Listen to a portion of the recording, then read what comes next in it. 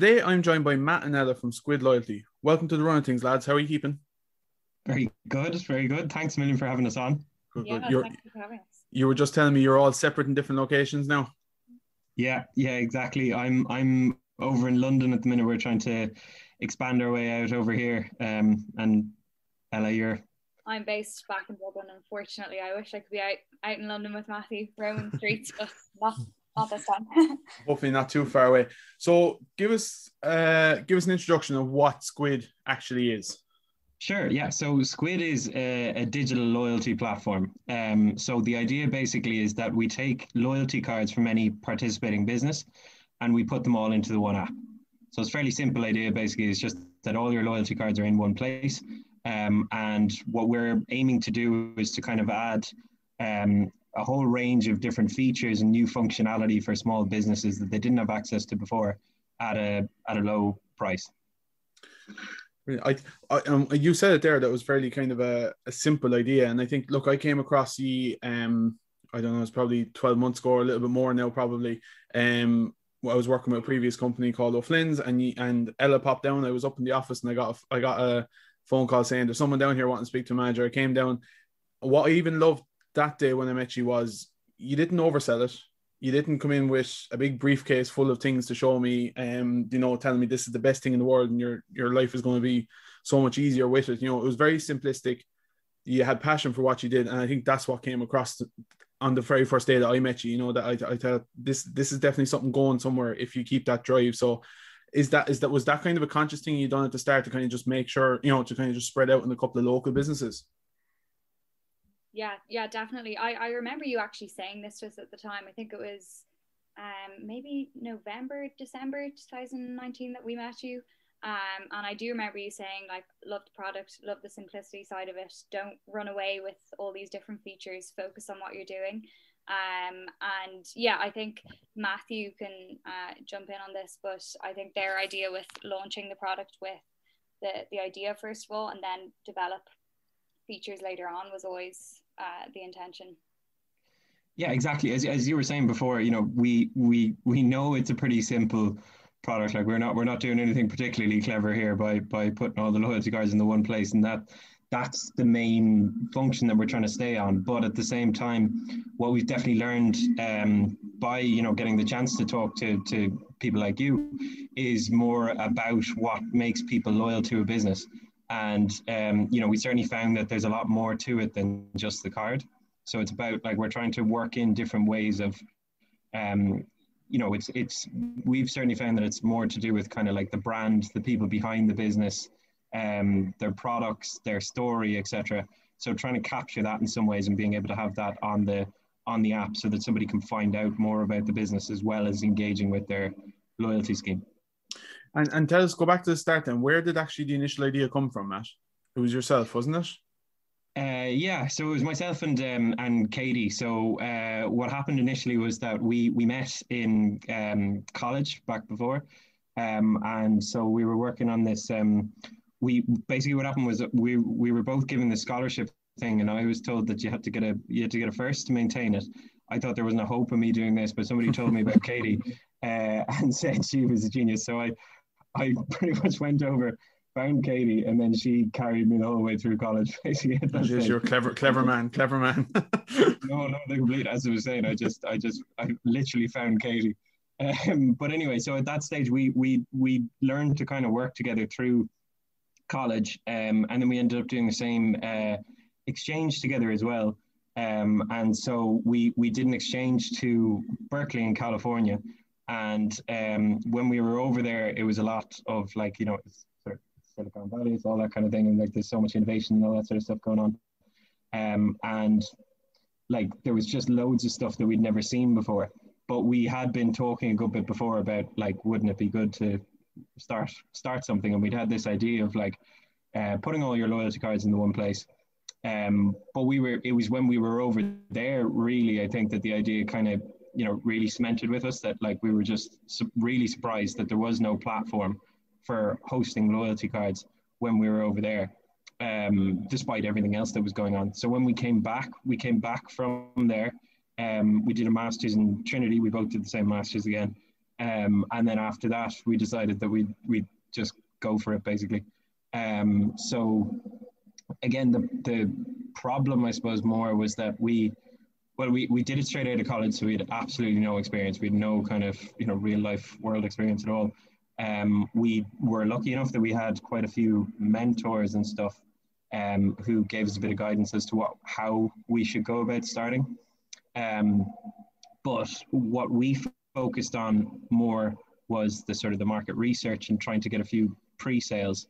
And then Katie, again, knew two guys from, she'd done an internship in Microsoft, and she knew two guys in there, who helped us basically develop a prototype. But again, the issue was that we were trying to just put all your loyalty cards in the one place. But then as soon as we got talking to different businesses, it started changing an awful lot, like, in terms of what the feedback they were giving as to what they wanted, different feedback the users were given. It started changing things quite a bit. So we had to go back and iterate on our designs and stuff, before we could launch it. So that took us the guts of 8 months or so to get it to a stage where we were happy to launch it. And then we launched with 10 businesses on the platform. At that stage, we had Ella involved, and thank God for that, because the next stage was all about getting sales. So Ella's sort of our sales mastermind. And then from there, I mean, it was in the very early weeks of it that we met. It was November, and we'd launched in late October. So we were only weeks up and running, I think, at that stage by the time that we met you down in Cork. So that was kind of the original stage of what it went. But then, since then it's been an awful lot of just keeping on going back and trying to add bits and, based on feedback that people are giving. And you mentioned there about, you kind of had mentors and people guiding you along the way. For anyone else that's, I always talk about people, starting out in businesses and stuff like that. How important was that for you at the time to kind of surround yourself with the right people? Oh, massive. Like, it's the case that you don't know what you don't know, if you know what I mean, when you're starting off. So like, we both came out of an engineering background, and the first thing that hit me anyway, like a ton of bricks, is like thinking, I think a lot of people who've done something like engineering think that if you build something, people will just buy it, or they'll start adopting it and using it, and then all of a sudden you start realizing, geez, sales, marketing, that's really king, if you know what I mean. That's what's going to ship this. And if you don't have that, it's just a project sitting on someone's computer. And so, like, that's why I was saying, it never would have occurred to me to go out and start getting people to like pre-sign up to it, or to get the feedback in the first place. We kind of thought we knew what we had to build. And so it was having people tell us, no, you don't know what people want. You're going to have to ask them what they want, and not in a kind of a leading way either. You know what I mean? Sincerely, just find out what they actually do want and start building a solution to their problems rather than trying to build something that you want to build. And then, things like funding and setting up a business and structuring a business and the boring stuff, is it? Well, again, just the sort of stuff that like legal was a big thing that we went at straight away from the start.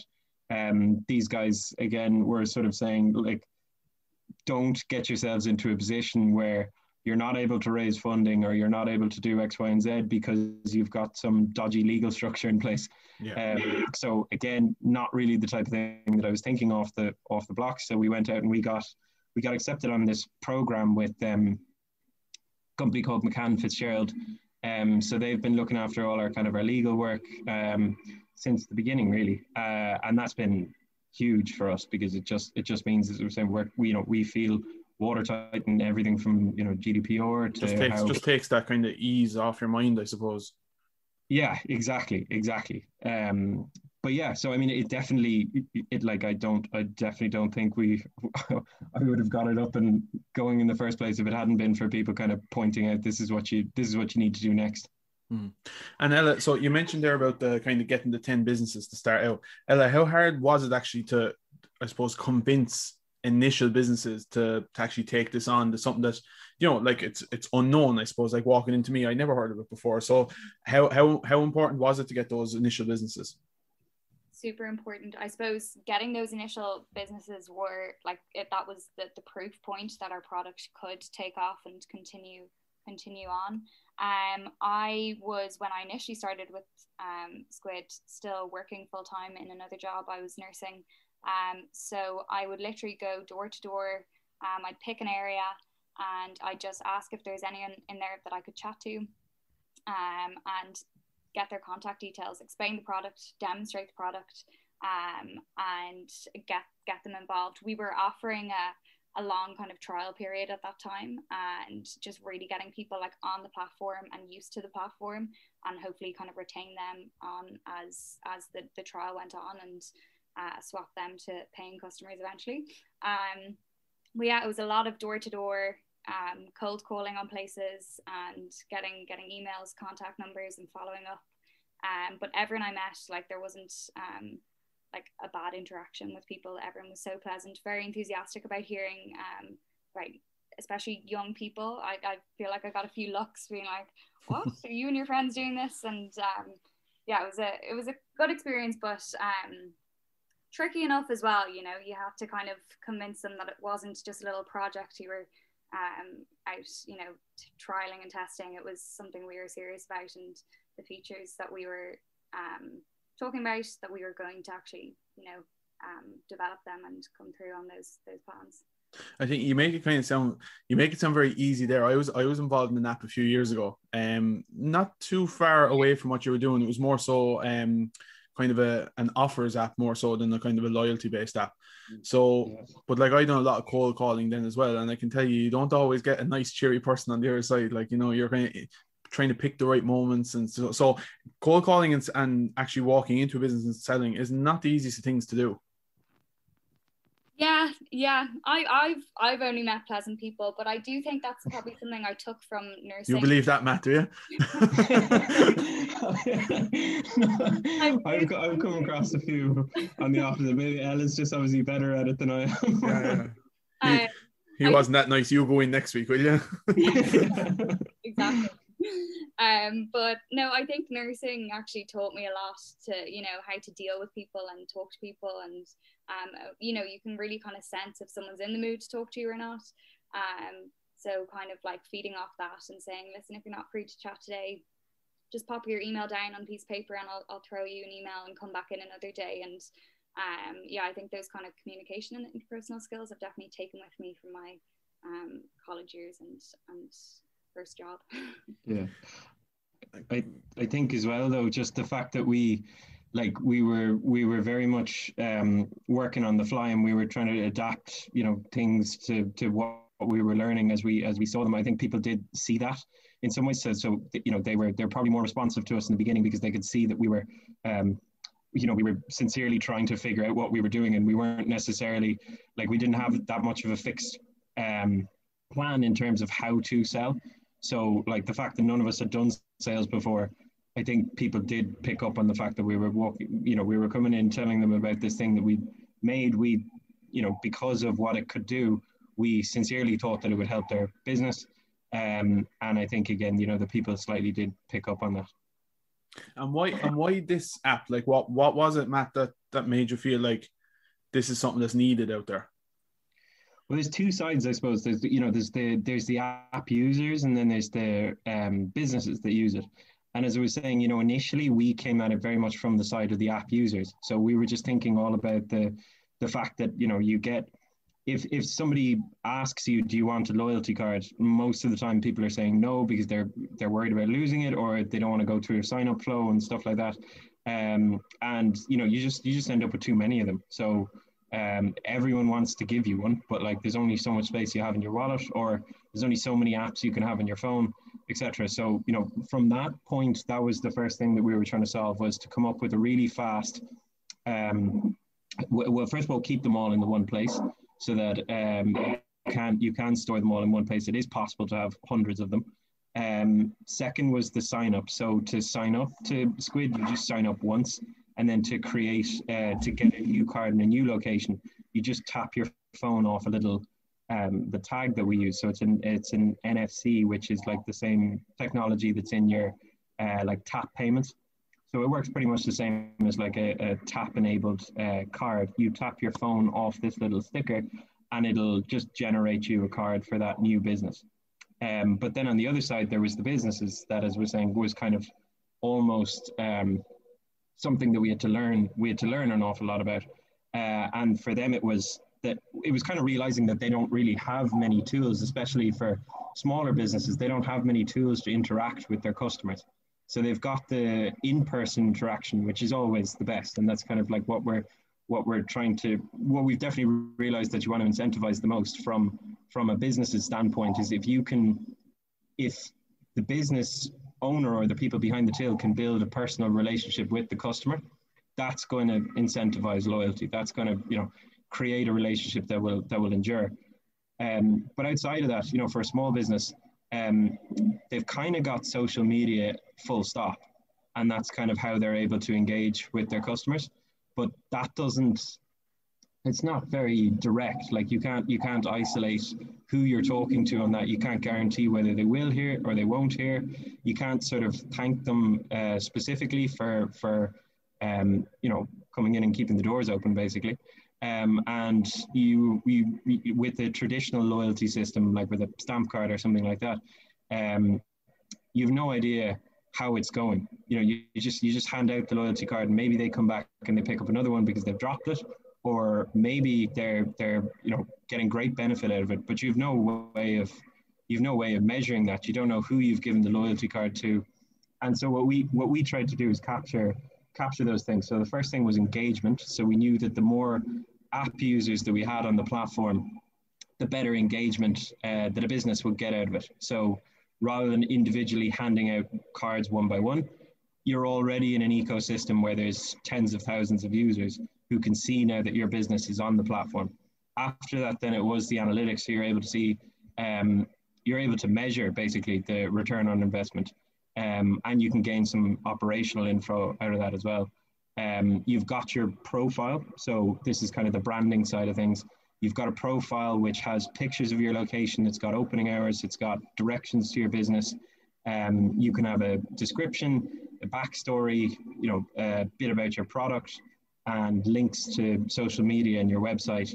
And then we've also just introduced a marketplace as well. So that's basically, we did that during COVID. So it's a space where businesses can list products that people can buy, and it opens up a new revenue stream basically for a small business outside of ours, or at least not on location.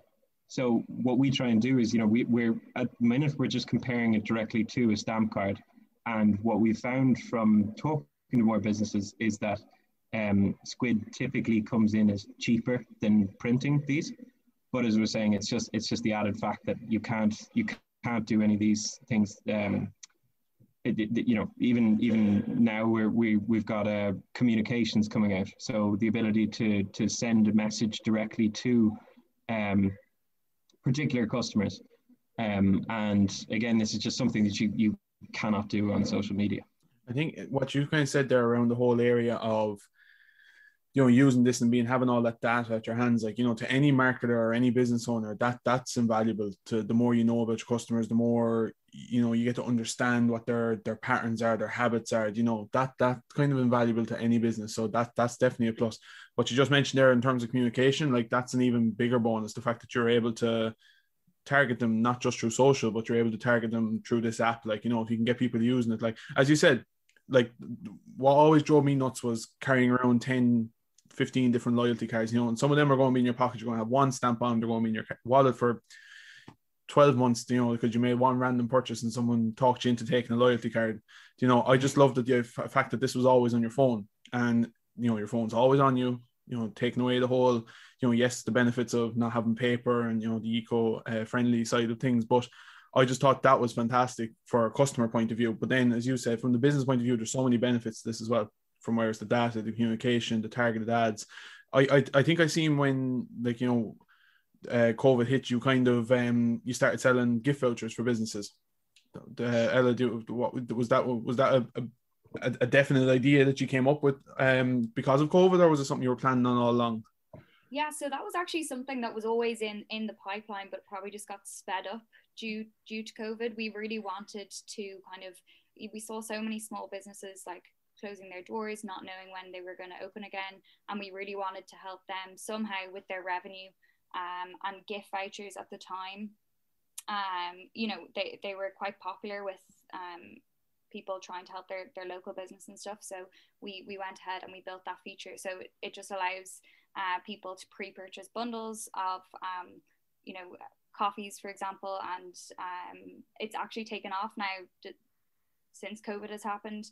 People are finding, you know, it's quite easy to just like pre-purchase a load onto their phone and have them handy, ready to use, and gift them to their friends as well. But yeah, COVID definitely sped up that feature in terms of its development.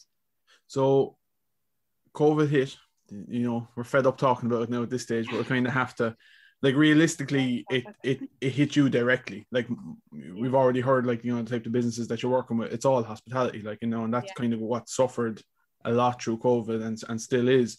How did that affect you?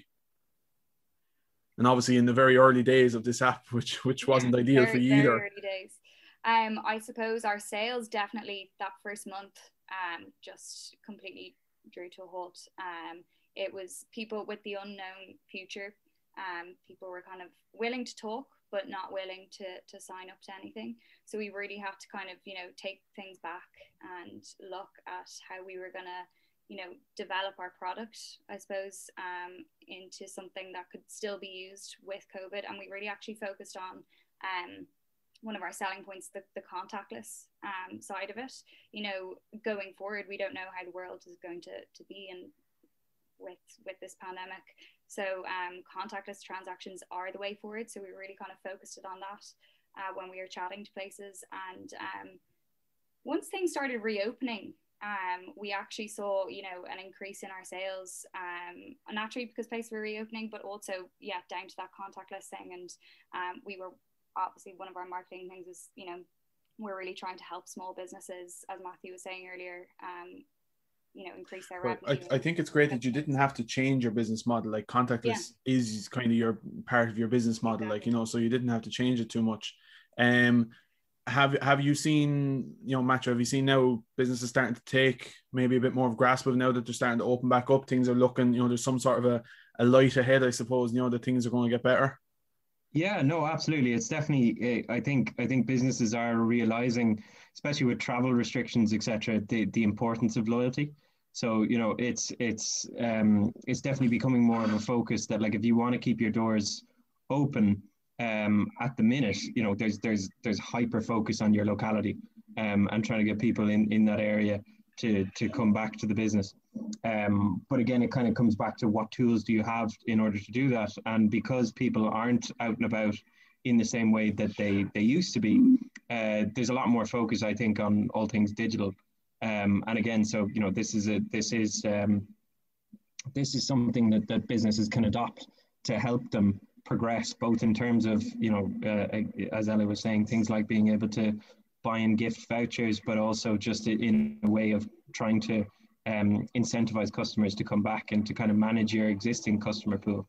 But yeah, no, we've taken on now a bit of funding, and we've just this month we've taken on, we're up to, we used to just have Ella who was working on the sales, and Ella got us up to just over 270, was it, Ella? I think, or so. And now anyway, we've taken on a full-time team of 4, and we're hoping to get on about 100 places this month. So we're trying to accelerate the sales rate. We're at something like I'd have to go back and check it again, but I think it's 3.5, is it?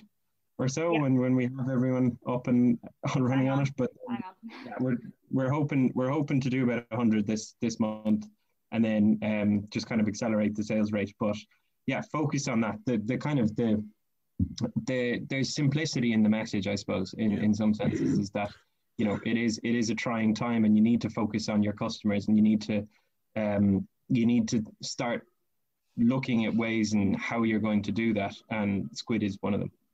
I think that's fantastic. Like, they're great numbers to get for any start out app. Like, you know, it's not an easy game to get into. You know, an app, and it's not that it's not a cheap game to get into. You know, you mentioned investment there, like, you know, that I would imagine that was a welcomed help to the team.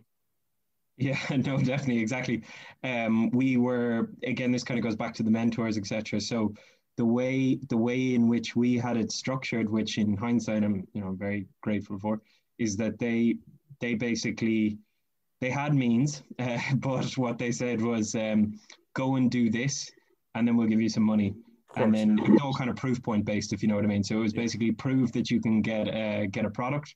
Then we'll give you some more money. Then go and get some sales. Then we'll get you some more money. Get it international. We'll get you some more money. So in that, you know, we've been building out a lot of proof points that it has kind of made the business more, you know, investable, I suppose. But I think even if you look at a lot of businesses, they get, you know, lumped with investment from, you know, whatever grant they've gone and gotten, but they kind of get this wad of money and next thing it's gone a couple of months later. Like, you know, I actually like that model of it's almost setting new targets and setting you goals to go and achieve. It's actually probably a good way, I would say, of doing it, you know, that you're not foolishly wasting your resources on areas that you don't need to. You have a clear goal to get the next set, to get to the next level. You know, that's actually probably a good way of doing it, to set it out for yourselves. Yeah, 100%. Exactly. It drives a lot of excitement as well within the team. I feel when you have those goals, you reach them, and you hear Matthew coming back saying, you know, we've got this. Yeah, drive it on to the next one. Exactly. Yeah. Happiness over. Sorry, go ahead. I was just saying it was. I think as well, it's a lot to do with a plan. Like in terms of what I've learned about trying to scale a business, you can have a kind of a goal or a vision that you want to do, but you might not know how exactly to achieve it. And I think, you know, especially in something like the sales, we were experimenting basically in terms of how do we get sales, what's the best sign up flow, etc., etc. Whereas now, you know, we feel we have a more set sales process in place, and once you have those processes, then I think then you're in a position to hire, because if you know the process, then you can just multiply it really. But it's when we were at a stage beforehand when we didn't know the process, that's when we had to, you know, follow that exactly as you were saying, the kind of the milestone method. I think there's probably been a few people noticing that you're doing very well. Did I see you got nominated recently for Startup Company of the Year? We did, yeah, we did. So we did, which was we were quite surprised. Honestly, we were delighted anyway to be in it. So yeah, no, it was great. I'd say that was great to raise a bit of publicity though about what you were doing. Well, this is as we're saying, this is another kind of thing that you know, it's just kind of new to us, that we need to learn an awful lot more. Is kind of this whole like PR marketing, that kind of thing. It's kind of a new game again to all of us, and as you were saying, you know, there's been one or two things where we've popped up, but to kind of really push it on is something that we're definitely still learning a lot about. But yeah, no, we're hopeful, at least now anyway, that we've gotten in with a couple of larger businesses. As I say, we're in with Enterprise Ireland's high potential startup unit now, and we've got a few other kind of things lined up, so that we're hopeful anyway that we'll be able to push that stuff in the right direction. But yeah, it's just a different game. It's very kind of, it's new and it's strange. Yeah. No, this it's is my brilliant. first podcast anyways. What's that? First podcast that I've ever done. Oh, brilliant. You mentioned there a few minutes ago loyalty. What does that mean? Like, I think, you know, a lot of people talk about loyalty, and we've always, you know, we've had loyalty cards now for, you know, as in awareness of loyalty cards for a good few years now. But how important is that to you? Like, what do you find businesses look for in loyalty? I just think it's kind of, it's forgotten nowadays. Like, you know, you think about, like, realistically in your game, what you're doing is there's customers out there that are after, you know, let's say they're investing in a business 10 times and then they get a little reward. That's the basis of a loyalty card, whatever it is, 5-6 times, whatever it is. But when you hear loyalty, what do you think? What do you think of? What does it mean for you? To me, and then I'm sure Ella will have a slightly different take on this, but for me, it's been a learning curve for sure.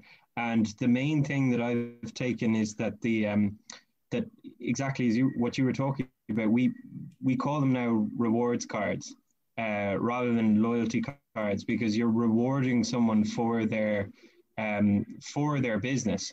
But just in having that card isn't going to make someone loyal to your business. So you're incentivizing them to come back and make repeat purchases. But it's deeper than that, I believe. You know, it's more to do with you have to have a personal connection to the customers. And if you're at a stage where the customers will go out of their way, will walk past any other competitors to come to your location, or if they hear that the business is in trouble, that they'll go out of their way to support the business, that's when you've got a loyal customer base. And what we've definitely learned is that comes from connecting the customers to the people behind it, or the story behind it, those kind of things. So, you know, if and this, you see this a lot in kind of more local communities, is that's where you see these relationships that have already formed. And so that's why, as I was saying, we're trying to put a lot of emphasis on the profile, and sort of being able to introduce you in the beginning to what this business is all about, what it stands for, what like the people believe in, a little bit about their product. And you know, it was really, really interesting to just meet different people, and you see the level of care, etc., that goes into what they do. And it like, I suppose there's no other word for it other than it kind of inspires you, if you know what I mean. When you see, you might walk past a lot of these places and you kind of take them for granted. Then you start talking to the people who run them, and you see how much they put into it. And you know, I know for sure that anyway, that it makes me kind of like, you get so fond of the place then, and you want to come back, and you want to see them do well, and you want to support them. So to me, yeah, it's about connecting the customers to the people behind the business.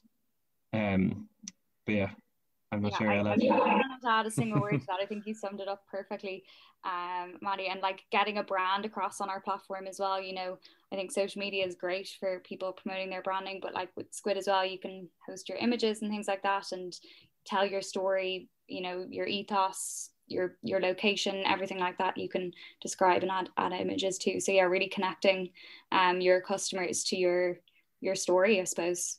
Yeah. I think that's so important, because I think especially nowadays with everything that's going on and coming out of that, you know, people are, there's been a whole movement over the last 12 months to support local, and, you know, gift local and buy local, and just support your local businesses. You know, look, there is multinationals in small locations as well. There is people in those companies that are living locally as well. So there's an argument for that as well. But I think to have that locally independent owned business, you know, I think they're fantastic to see, as you said, Matt, to get in, get to know them. You get to know them on a first name basis. You know, they're asking you how are things next time you come in. They know your story, you know their story. You can't beat that. And I think having an app like this in tangent with it, and helping the business, whether it's with their social media, it's all part of their whole marketing strategy. I think it is fantastic, and I think you're going down definitely the right avenue with it in terms of that relationship marketing and the brand awareness of this local business.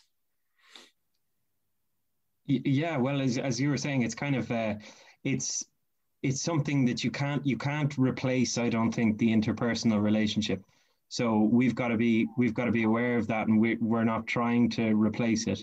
We're trying to just, as I say, give people a kind of a heads up, I suppose, in terms of what the business stands for. And then the more you learn about the business, it hopefully makes you feel like the company is more approachable and something that you want to buy into their loyal customer base. You want to become a part of that business's sort of community. But as you were saying, it does scale up to like big multinationals. There's lots of brand, like it's probably a personal thing again, if you know what I mean, what brands people do and don't like. But like I'm trying to think of something like for me, I'm mad about cars. So there's a couple of like car brands and stuff that I got into so much more after finding out a bit about their story and finding out about their origins and why they're trying to build the cars in this way and that way. And then they're still some massive corporation, but if I see there's a story behind it. Yeah, exactly. I buy into that kind of like the what it all stands for and the kind of the pride they take in their products, etc. And so I think, you know, in that sense, that is something that you can capture that and be able to promote that out to people's customers, while also having added extras in there, like, you know, being able to communicate with them, being able to reward them for their purchases. And then, you know, there's the other side too, where you can learn a bit about your customers through something like this.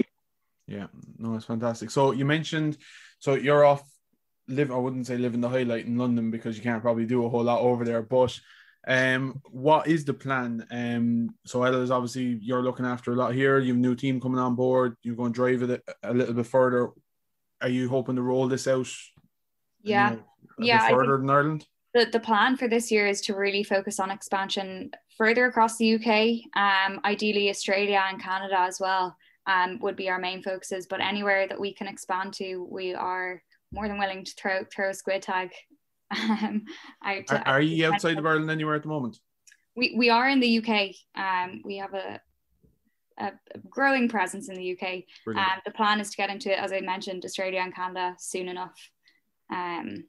Hopefully things can relax travel wise, so we can get out there ourselves and get back to knocking on doors.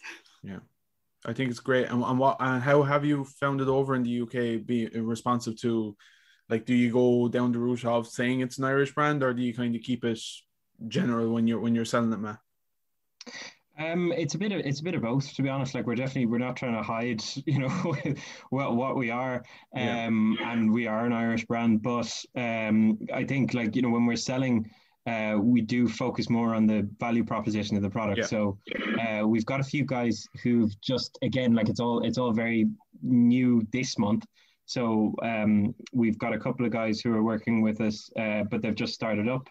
Ella got all the sales over here initially from Ireland, so she was able to get places set up in London, Wales, Northern England as well. Got one in the Isle of Man, which I always thought was kind of funny. Brilliant. I don't know how you managed to do that, but I viewed it as a scratch map. You know, you got to tick all these locations off. Isle of Man is a nice one to conquer. A pin in every country when you're done.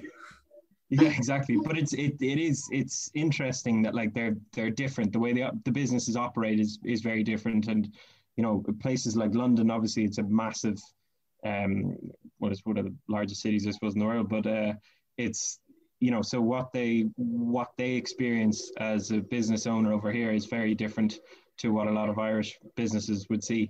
And so we have to take that into account in terms of anything that we might need to change in the product, but also in terms of how we sell it to them. So, you know, it's just as I was saying, you can kind of, as Ella was saying, you can pick up business to business what their focus is, whether it's, you know, something more on the kind of the analytical side, or whether it's on a kind of a promotion of their brand.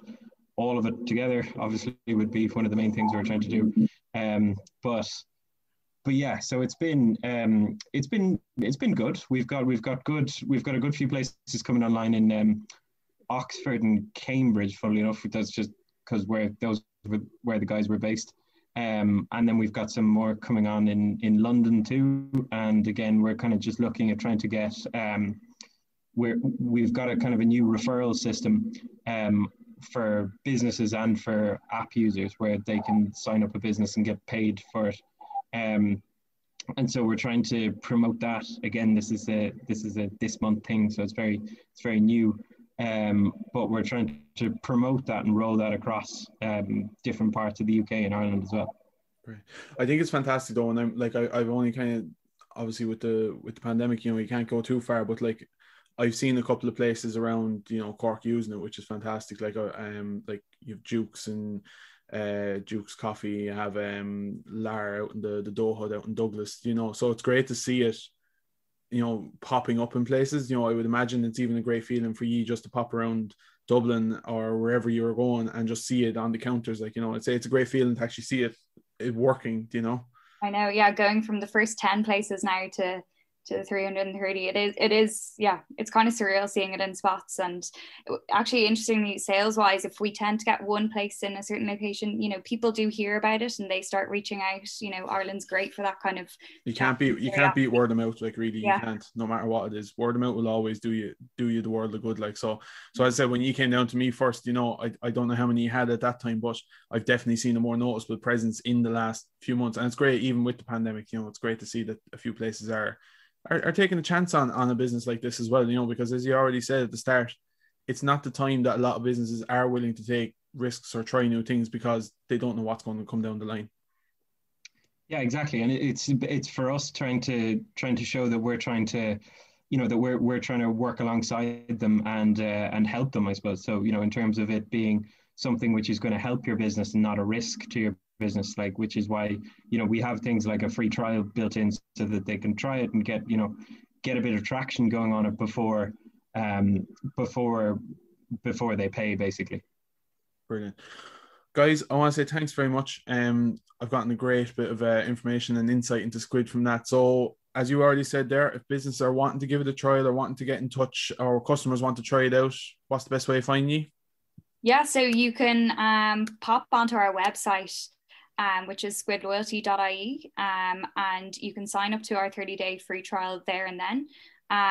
If you want to catch myself via email, it's ella@squidloyalty.ie, and Matthew, I'll let you pop yours out. Mine's the same, Matthew at Squid Loyalty. Brilliant. Guys, thanks very much and continued success with the business, and I look forward to seeing it going from strength to strength over the coming months and years. Thank you so much for having us on. It's been great.